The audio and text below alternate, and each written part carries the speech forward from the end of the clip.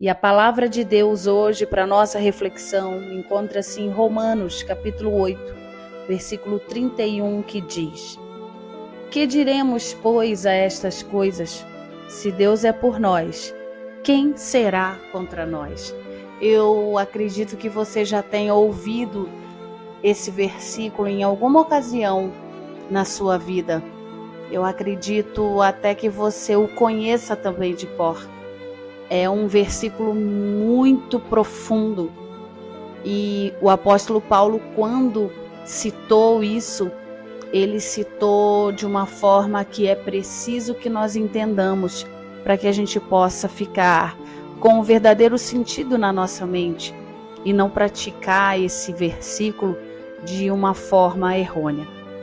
O apóstolo Paulo, quando disse que Deus seria por ele, por nós, pela igreja na ocasião, e quem seria contra nós? Ele quis dizer a respeito das tribulações que ele passava. O apóstolo Paulo se referia às coisas que estavam no entorno da vida dele, como provação, tribulação, obstáculo para o evangelho, para a pregação do evangelho de Jesus.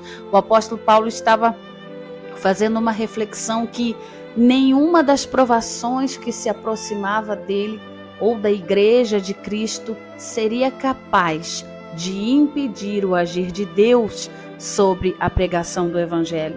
E ele fala com muito ênfase: se Deus é por nós, quem será contra nós? Se Deus foi quem me enviou para pregar o evangelho do poder de Deus, quem será contra mim? Quem será o homem para poder colocar obstáculo? Porque eu vencerei, porque Deus está comigo. Você nota que o verdadeiro sentido dessa palavra não é um sentido arrogante, não é um sentido soberbo, não é um sentido de vaidade, porque Deus estaria com ele contra alguém que se colocasse diante dele. Não.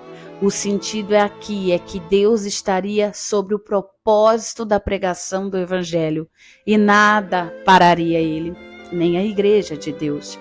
Então esse versículo, ele pode ser utilizado em momentos da nossa vida, que Deus esteja na nossa frente, nos guiando, nos direcionando para um caminho, e não só por vaidade, por egoísmo, por soberba simples.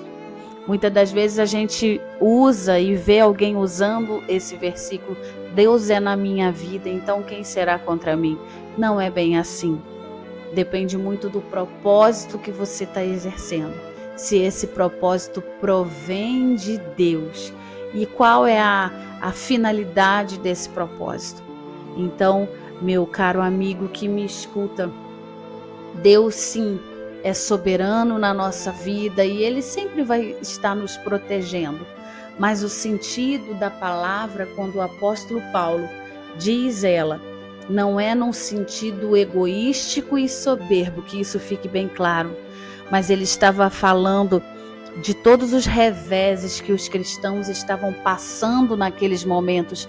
E quando ele escreve essa carta aos romanos, é para advertir os crentes de Roma que eles precisariam continuar, eles precisariam seguir adiante, mesmo que os obstáculos dos homens, dos governantes se pusessem diante dele, porque se Deus estava conosco, quem seria contra nós? Se Deus estava com ele, quem seria contra ele?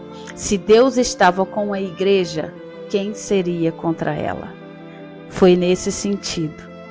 E espero que nós também possamos nos encontrar com fundamentos próprios e adequados para que a gente também possa dizer: se Deus é por mim, quem será contra mim?